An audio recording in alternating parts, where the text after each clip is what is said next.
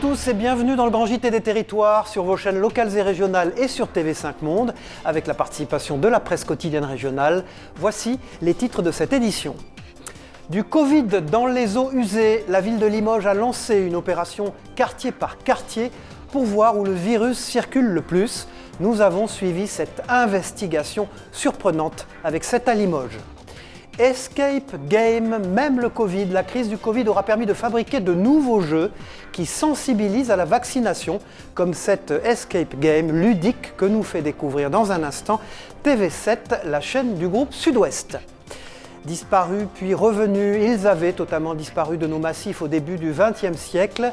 Le gypaète barbu repeuple désormais les massifs de la Haute-Savoie. Nous partirons avec 8 Mont-Blanc à la découverte de cet oiseau des zones de montagne. Enfin, connaissez-vous le Fat Bike, un vélo original à grosses roues? Il est électrique et vous permet de découvrir la montagne tout en pédalant dans la neige. On commence ce journal en nous rendant dans le Limousin où pour la première fois l'analyse des eaux usées a permis de lancer une action ciblée dans la traque de la Covid-19 avec à la clé des analyses beaucoup plus précises dans chaque quartier de Limoges pour voir où le virus circule. Un reportage de Benjamin Delmas de 7 à Limoges sur place. Pour la première fois, l'analyse des eaux usées a permis de lancer une action ciblée à Limoges. Leur analyse a montré une possible montée de l'épidémie de Covid-19 ces derniers jours dans une partie du quartier du Val-de-Laurence. Si l'eau usée est analysée depuis mai dernier pour traquer le virus, le dispositif est monté en régime en ce début d'année avec de nouveaux points d'analyse dans les différents collecteurs. On fait du coup 2 prélèvements par semaine, c'est la moyenne. Par quartier ? Absolument, par quartier, bien ciblé, au niveau des EHPAD, des hôpitaux, voilà. À la clé, des analyses beaucoup plus précises dans chaque quartier pour voir où le virus circule le plus, comme ce fut le cas dans le quartier du Val-de-Laurence. Le virus, en fait, est excrété par les personnes dans les selles. Ces selles vont dans les eaux usées et c'est ce virus-là dont on va retrouver le génome au niveau des eaux usées. Dans le secteur de Jean-le-Bail, des tests ont donc été menés ce mercredi pour les habitants de cette zone. Habituellement, on fait des opérations de dépistage et on regarde si on retrouve le virus dans les eaux usées. Là, on est parti à l'envers, c'est-à-dire qu'on surveille les eaux usées et on a eu un hotspot, donc un taux de virus important dans les eaux usées du quartier Jean-le-Bail. Et donc, nous avons décidé, conjointement avec la mairie, de lancer une action de dépistage et on a eu le soutien de l'ARS pour faire cette action de dépistage. Toujours sur le front du Covid, depuis janvier, la résidence de la Champagne à Troyes attend de pouvoir vacciner ses locataires. Il y a quelques semaines déjà, la direction se préparait à vacciner les résidents volontaires avec un protocole adéquat. Mais en raison de l'impossibilité d'avoir des doses, les rendez-vous n'ont pas été honorés. Les résidents s'impatientent et l'Agence régionale de santé a contacté l'établissement afin de relancer la vaccination des personnes prioritaires. L'établissement troyen peut désormais planifier la vaccination à partir du 1er mars prochain. Un reportage de Canal 32 sur place, regardez. Depuis les premières vaccinations dans l'Aube, le 7 janvier, les résidents prioritaires de cet établissement attendent avec impatience leur tour. Je trouve que c'est inadmissible pour être comme tous les autres Français prioritaires. Nous sommes tous âgés, donc on devrait être vaccinés. Si on tombe malade, tous les gens ici, on va embêter tous les hôpitaux, il n'y aura plus de place pour les autres. Alors qu'on nous vaccine, comme ça on aura la paix. On est tous inquiets pour eux. Je suis inquiète pour eux. Les familles, on est tous inquiets pour eux. C'est important de le faire le plus vite possible parce que justement ça les protège. Au départ, on était prêts à prendre des rendez-vous sur Doctolib pour les résidents, trouver un moyen de transport, les emmener, mais en fin de compte, il n'y a pas de rendez-vous disponible non plus. Ici, la direction est d'ores et déjà prête à organiser sur place, selon ce protocole, une séance de vaccination. Nous sommes prêts, nous avons tout organisé, donc on attend simplement le feu vert. Ce feu vert arrive en fin de matinée via un email de l'Agence régionale de santé. Je vous informe que vous allez pouvoir programmer l'organisation de la vaccination au sein de votre structure à compter du 1er mars 2021. Dès janvier, l'ARS a signalé d'éventuels retards en raison du manque de doses. Dans les EHPAD, résidences ou à domicile, les personnes âgées restent, comme prévu, prioritaires. À un moment donné, vous le savez, on a été contraint de reporter un petit peu la campagne de vaccination de l'Aube. Maintenant, on la reprend et évidemment, les premières doses accessibles seront pour les résidents des résidences autonomie. Ici, la vaccination à venir ne changera pas le quotidien, Activités en distanciel et absence de repas en commun resteront la règle. Ça ne changera surtout pas les gestes barrières. Aujourd'hui, on a, une organisation très stricte. Ça donnera plus de confort moral à nos résidents et leur contact avec leur famille. Sur les 57 résidents de cet établissement, 45 ont exprimé leur souhait d'être vaccinés. Covid toujours. Depuis la mi-décembre, l'école de rugby de Lumio, à 10 km de Calvi en Corse, a pu reprendre le chemin de l'entraînement dans le respect des gestes barrières, bien sûr. Les jeunes rugbymen corses se sont parfaitement adaptés aux nouvelles contraintes. Grâce au travail des bénévoles du club qui ont adapté les exercices afin de rassurer les parents, les éducateurs permettent aux jeunes de se défouler sur le terrain. Écoutez l'interview de la vice-présidente du club, membre de la Ligue de rugby corse d'ailleurs et de la commission féminine. Nous, ce qu'on a mis en place, c'est en fait le protocole qui est proposé par la Ligue de rugby, c'est-à-dire c'est le protocole reprise dans les écoles de rugby de stade 3, c'est-à-dire qu'on permet aux jeunes de s'entraîner, de courir, de se dépenser, tout en respectant les règles sanitaires en vigueur. Au lieu d'être un sport de contact, on est devenu un sport d'évitement. Voilà, et on retourne en Nouvelle-Aquitaine avec ces images. Si on assistait à des concerts en live stream, l'association Qui dit quoi, basée à Limoges, propose aux artistes musicaux de remonter sur scène pour des captures vidéo à retrouver en live et en direct depuis son canapé, comme vous pouvez le voir. Et on part en Bretagne maintenant pour une bonne idée, apprendre le métier de commerçant en 3 mois. L'idée du dispositif La Boutique École, c'est une initiative portée par une association dont la vocation est d'accompagner les porteurs de projets. En fait, il s'agit d'une boutique école entre magasins et formation et elle s'est implantée dans un quartier de Lorient depuis plusieurs semaines. Rencontre avec ses apprentis commerçants. Reportage de Karine Chevrelier pour TBO, la chaîne du groupe Le Télégramme. 3 mois pour devenir commerçant, c'est le défi proposé par la Boutique École à Lorient. L'idée, c'est d'être dans une boutique test avec des vraies marges, une vraie caisse, vendre et puis voir si ça fonctionne. Et en fonction de ça, adapter les choses qui ne vont pas. S'il y a des produits qui se vendent mieux que d'autres, peut-être moins investir sur ceux qui se vendent moins pour que le jour où ils devront passer dans leur vrai commerce, c'est le plus de chances possible de réussir. Mais tenir une boutique, cela ne s'improvise pas. Avant d'investir les lieux, les 4 graines de commerçants sont passées par une formation pour appréhender les bases. On a appris beaucoup de choses, merchandising, chalandise, où se positionner selon nos produits, et tout ce qui les aide à voir, micro-entreprises, entreprises. Je suis né en Russie, donc les lois ne sont pas pareilles, les règles ne sont pas pareilles, donc ça fait du bien de tout revoir. Petit à petit, on avance et puis on ouvre sa boutique. Une opportunité donnée à 4 porteurs de projets, tous issus de cursus différents et pas forcément en lien avec le commerce. Chacun a son propre univers de vente, mais travailler ensemble permet de gagner en confiance. On a tous eu tout à apprendre, donc je me retrouvais au même niveau que tout le monde, à 0. J'avais besoin de ça en fait, me remettre à niveau, pouvoir avoir la capacité de me reconcentrer, c'était ça le plus difficile pour moi. Reste à chacun de prendre son envol. La prochaine formation est déjà en préparation. En tout, 16 personnes vont bénéficier de ce dispositif sur l'année. Voilà un escape game, je vous le disais dans les titres, pour sensibiliser à la vaccination. C'est le dernier projet piloté et financé par l'Agence régionale de santé à destination du personnel des EHPAD en Gironde. Objectif, informer de façon ludique sur le vaccin contre la Covid-19 et ainsi réduire l'hésitation qu'ont eu certains parfois à se faire vacciner. Immersion au cœur du jeu de la start-up Tricky à l'EHPAD Château-Gardière de Talence. C'est Bénédicte Daud pour TV7, la chaîne du groupe Sud-Ouest, qui s'y est rendue pour nous. Qu'est-ce que vous avez d'autres informations dessus, donc sur ces 3 antivirus ? Plongés dans cet univers futuriste, les 4 employés tentent de percer le mystère des logiciels antivirus, une thématique plus que jamais d'actualité. Plus que B1 et C3. C'est en rapport avec ce qu'on vit, le Covid. Donc c'est bien, ça me permet de voir un peu la complexité d'une tâche comme fabriquer un vaccin. Infirmières, cuisiniers ou encore lingères, les 70 employés de l'établissement sont concernés par l'opération. Des employés pour qui la vaccination n'est pas toujours une évidence. Les professionnels de santé et autres aussi. On a des cuisiniers, on a des administratifs qui se posent tout un tas de questions, qui ont des appréhensions sur les effets à court et à long terme de la vaccination. Alors c'était déjà pour la grippe, d'autres vaccins. Et puis là, avec la Covid actuellement, on a remarqué à nouveau cette crainte. Et donc on a souhaité un petit peu travailler là-dessus et leur faire prendre conscience de la nécessité de trier les informations.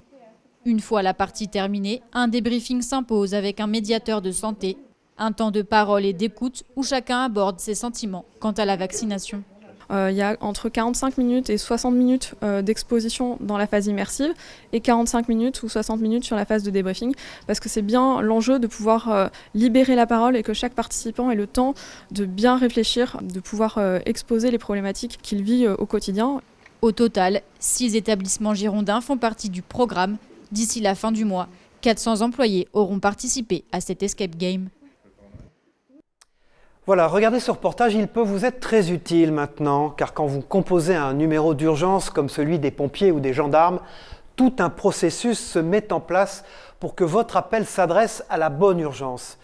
L'occasion, dans la Loire, vous allez le voir, de se rendre compte de comment les appels sont réceptionnés et traités. Les pompiers et la gendarmerie nationale du département nous ont ouvert leurs portes. Un sujet d'Adrien Blétry et d'Alice Canive pour la télévision de la Loire, TL7. C'est ici que les appels d'urgence sont réceptionnés chaque jour par les sapeurs-pompiers de la Loire. En tout, sur l'année, ce sont 20% des 300 000 appels qui proviennent du 112. Le centre s'appuie sur un grand open space avec une technologie moderne et repensée. On a pour chaque opérateur des postes informatiques avec de la cartographie, avec des grilles spécifiques d'alerte qui nous permettent d'engager nos moyens. Et on a pour l'ensemble des opérateurs, pour l'ensemble des personnes qui se trouvent dans le centre de traitement de l'alerte, des informations à l'affichage, la carte du département, avec toutes les interventions qui s'affichent. Le 112 peut être composé à partir d'un téléphone fixe ou portable, sans crédit et avec n'importe quel opérateur européen. Il vous permet de joindre les sapeurs-pompiers, le SAMU et la police. On a en interconnexion avec les autres services, donc le SAMU, la police, la gendarmerie, et on pourra se mettre en conférence à 3. Justement, du côté de la police nationale, l'année 2020, si particulière, a provoqué une augmentation des appels du 112. C'est vrai que durant 2020, on est passé à plus 40 appels jour en moyenne. Donc les chiffres ont été augmentés par l'effet de la crise sanitaire. 3/4 des appels sont des demandes de renseignement, mais depuis la crise sanitaire, la police nationale constate une augmentation des violences physiques dans les familles, qu'elles soient confinées ou non. Un couvre-feu à 18h est très contraignant, malgré ce qu'on peut penser, parce que les gens qui travaillent sont au travail jusqu'à 18h. À 18h, il faut qu'ils rentrent chez eux et donc ils seront, on va dire, un peu confinés. Donc sans compter ceux qui télétravaillent qui ne sortent plus. Et tous les appels provenant d'un téléphone portable est géolocalisé par la police nationale. Bonjour Michel Picot, c'est le moment de la rubrique Éco-Région dans le Grand JT des Territoires, avec toujours ces entreprises Made in France que vous nous présentez. Alors de quoi s'agit-il cette semaine ? Bonjour Cyril, bonjour à vous tous. La crise sanitaire nous contraint bien souvent à rester à la maison pour télétravailler. Mais beaucoup se heurtent à un problème de taille, notamment dans un appartement en ville, c'est le manque de lumière naturelle. Nous travaillons bien souvent avec des lampes de bureau, faute de mieux. Et pourtant, il existe une solution. Elle a été mise au point à Lille, elle s'appelle Espaciel. Le principe est tout simple. Installer à sa fenêtre ou balcon un réflecteur de lumière naturelle, une sorte de miroir qui va réfléchir la lumière naturelle pour la projeter finalement à l'intérieur de votre logement. Et le succès a été au rendez-vous bien avant la crise sanitaire d'ailleurs. Il faut savoir qu'en France, 1 maison sur 5 est exposée au nord, donc assez loin de la lumière du jour.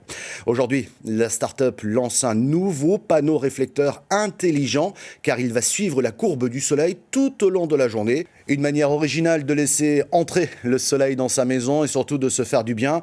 Le soleil est d'une importance fondamentale pour la santé, pour le rythme biologique, le cycle du sommeil, la synthèse de la vitamine D ou encore la sécrétion de sérotonine. Voilà, j'ose le dire, une idée lumineuse, made in Lille, qui non seulement peut vous faire du bien, mais qui permet aussi d'économiser de l'électricité. Merci Michel Picot, rendez-vous dans une prochaine édition du Grand JT des Territoires. Voilà, je vous le disais dans les titres, l'oiseau, le gypaète barbu, avait totalement disparu de nos massifs au début du XXe siècle.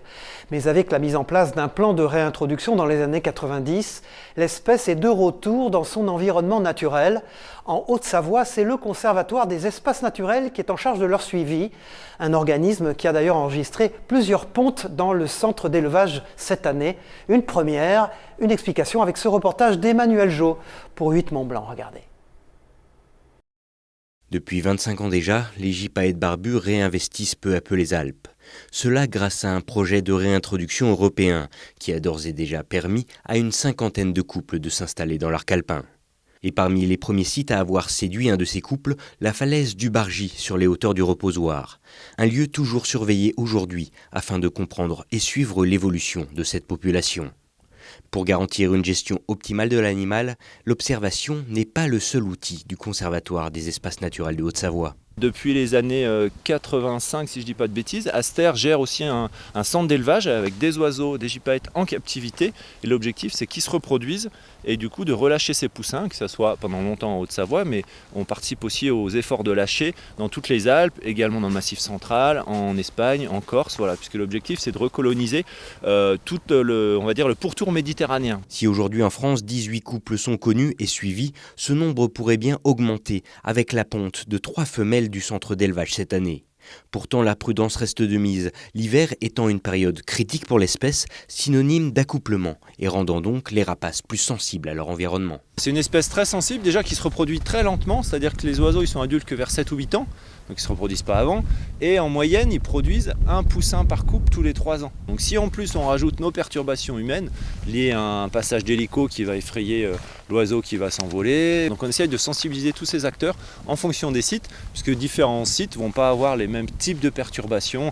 Une communication essentielle qui permet d'année en année de pouvoir faire croître la population des gypaètes dans nos massifs comme dans tout l'arc alpin. Voilà, en regardant ce journal, vous êtes peut-être près d'un repas, donc ce sujet va vous intéresser. Il s'agit de la création d'une nouvelle spécialité gastronomique et elle est sartoise. Car bientôt ce département pourra se vanter d'avoir une nouvelle spécialité culinaire. C'est en tout cas le projet de Gwenaël L'Huissier, l'éleveur de la poule Le Mans, une race 100% sartoise, a rassemblé autour de cette ambition des producteurs, des restaurateurs et des apprentis cuisiniers du département. Ils se sont rencontrés pour la première fois début février au lycée hôtelier Funet Hélène Boucher et Margot Bianco pour Via LMTV Sarthe y était bien sûr pour nous. Au menu de cette création gastronomique, des produits du terroir sont imposés. Le sarrasin, le cresson, le vin janière, mais aussi la volaille du Mans et les rillettes. On a une potée un peu populaire qu'on retrouve dans différentes régions de France. Là, l'idée, c'était de mettre vraiment en place un plat d'un bon niveau gastronomique qui représente tout simplement l'histoire de notre département, de nos beaux produits justement, et celle des chefs qui s'évertuent à faire les choses le mieux possible. 8 chefs restaurateurs prennent place à la table du projet de Gwenaël L'Huissier, aux côtés de 2 vignerons et d'un spécialiste des rillettes. Un encadrement rêvé pour les apprentis cuisiniers des lycées Sainte-Catherine et Hélène Boucher, impliqués dans cette brigade exceptionnelle. C'est enrichissant et de se dire qu'on pourra inscrire un plat typique de la région, c'est quand même quelque chose d'assez spécial. Si la phase de réflexion autour d'une spécialité gastronomique sartoise ne fait que commencer, les chefs ont déjà des idées plein la tête. C'est quand même un département rural, beaucoup d'éleveurs, des maraîchers. Voilà, le mettre en avant, je trouve que c'est bien, quoi. Je crois que ça fait très longtemps que j'ai pas vu autant de chefs dans un même endroit. À part la vente à emporter en ce moment, on n'a pas beaucoup de contacts. Donc cette soirée-là, je pense qu'elle va rester un petit peu gravée pour l'instant. Et puis on va faire qu'améliorer le projet à partir de ce soir. L'élaboration de la future spécialité sartoise devrait être prête pour le printemps et on en a déjà l'eau à la bouche. Voilà, et regardez ces images qui nous proviennent du groupe La Dépêche en Occitanie. Après 7 mois de voyage dans l'espace, le rover Persévérance a atterri sur Mars jeudi 18 février dernier. 7 minutes de stress pour les ingénieurs toulousains du CNES qui ont travaillé sur le robot. Parmi eux, l'astrophysicien Sylvestre Maurice nous décrypte la mission de Persévérance sur la planète rouge. Il a été interviewé par Agnès Grimaldi pour nos partenaires sur place de La Dépêche à Toulouse. Le but ultime de la mission Persévérance, c'est de collecter sur Mars, pour la première fois, des échantillons dans des petites éprouvettes. Voilà, exactement ces éprouvettes, à l'intérieur de laquelle nous aurons, pour chaque éprouvette, une quinzaine de grammes de Mars. Il y aura 30 éprouvettes, moins d'1 kilo à rapporter sur Terre d'ici 2031. Vous avez vu ces images spectaculaires dans l'énoncé des titres tout à l'heure en début de journal, avec les remontées mécaniques à l'arrêt. Le Fat Bike, c'est un vélo à assistance électrique, trace sa route sur la neige. Une nouvelle activité sportive et de loisirs lancée par Laurent Caon, accompagnateur en montagne, que l'on peut découvrir à la station de Gérardmer. C'est Marie-Danielle Rogovitz et Hélène Leplat pour Via Vosges qui ont testé ce nouveau Fight Bike. Regardez. Là on a un beau vélo bien musculaire, nous ce qu'on veut c'est le mettre en mode mobilette. Pour ça on a un petit capteur sur la gauche, donc on essaye d'anticiper. Dès qu'on voit que ça monte un petit peu, on utilise, on clique un petit peu avec notre pouce, comme ça mettra une vitesse de plus en plus facile. C'est le dernier né dans la famille des vélos et avec les remontées mécaniques à l'arrêt, le Fat Bike à assistance électrique avec ses pneus énormes va sans peine tracer sa route sur la neige. Il a fait son arrivée dans les Vosges et on peut le découvrir à la station de Gérardmer. Ça existe aussi sur le sable, les FAT, c'est des gros pneus surdimensionnés avec une basse pression, donc un peu mou, c'est pas des pneus gonflés à bloc, surtout pas. Et puis ça permet d'avoir une bonne stabilité. Le Fat Bike, c'est encore un peu de sport, mais surtout beaucoup de plaisir. Et l'assistance électrique est une aide précieuse. Il faut le temps d'adaptation quand même, mais non, franchement ça se fait facilement. On est bien stable avec les pneus, c'est sympa, ça freine bien et ça monte super bien aussi. L'assistance électrique fonctionne vraiment très bien. Le massif se prête bien à cette discipline avec ses pentes douces, certes plus faciles à pratiquer sur une neige compacte que dans la poudreuse. Alors Laurent et son équipe proposent des circuits sur des pistes damées. Ça reste du vélo électrique, mais il faut quand même avoir un minimum de conditions physiques. Vous avez bien vu, on fait quand même un peu de montée au départ, après on est sur un petit plateau, et ensuite on finit par une petite descente sur les pistes de ski. Et ce 4x4 des vélos est à l'aise partout et par tous les temps, alors il a de beaux jours devant lui. Là il y a de la neige, s'il n'y en avait pas on pourrait quand même faire l'activité, proposer une alternative pour les vacanciers qui viennent à Gérardmer ou dans les Hauts-de-Vosges. Et pour son premier hiver dans les Vosges, ils sont nombreux à vouloir l'essayer. Le Fat Bike électrique sur neige marquera, c'est sûr, de son empreinte ses vacances de février. Nous allons prendre la direction de la chapelle du Genêt dans le Maine-et-Loire maintenant pour nous pencher sur un livre baptisé Regard. Cet ouvrage regroupe plusieurs dizaines de témoignages de familles touchées par le cancer pédiatrique. Et cette famille, la famille Adebeau, nous a reçus chez elle avec sa fille Anne-Laure, aujourd'hui heureusement en rémission. C'est un reportage qui est signé de Frédéric Lamy pour TLC à Cholet, regardez. Et si le fait d'écrire un livre au sujet de la maladie de votre enfant vous permettait d'exorciser en quelque sorte cette douloureuse épreuve? La question se pose, elle s'est posée du moins pour Emmanuel Adebeau, qui a vécu une leucémie à travers les yeux de sa fille, à peine âgée de 14 ans à l'époque des faits. Cette maman de 3 enfants n'était pas destinée à prendre sa plume, mais le destin en a décidé autrement. L'idée de ce livre, elle est venue d'un papa qui habite dans l'Oise, qui est journaliste, qui s'appelle Laurent Lalo, avec qui j'étais en contact sur les réseaux sociaux parce que ce papa a eu un fils qui a eu une leucémie. Et il a lancé l'idée l'été dernier de faire un livre collaboratif sur les cancers pédiatriques. C'est comme ça qu'est venue l'idée du livre et la rédaction du chapitre que j'ai consacré à ma fille. 34 familles au total se sont retroussées les manches et ont endossé le rôle d'auteur pour la bonne cause. L'idée était d'évoquer la maladie sans tabou et le combat qu'elle représente pour l'enfant, la famille et l'entourage. Alors le chapitre consacré à Anne-Laure a pris pour base des écrits que j'avais déjà faits. J'avais créé une page Facebook privée pour nos proches où je donnais des nouvelles, où je donnais mon ressenti.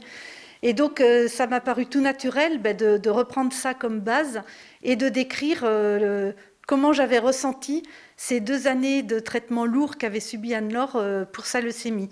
Une dizaine de pages relatent le combat d'Anne-Laure, dont le 17e anniversaire aura lieu le 2 mars prochain.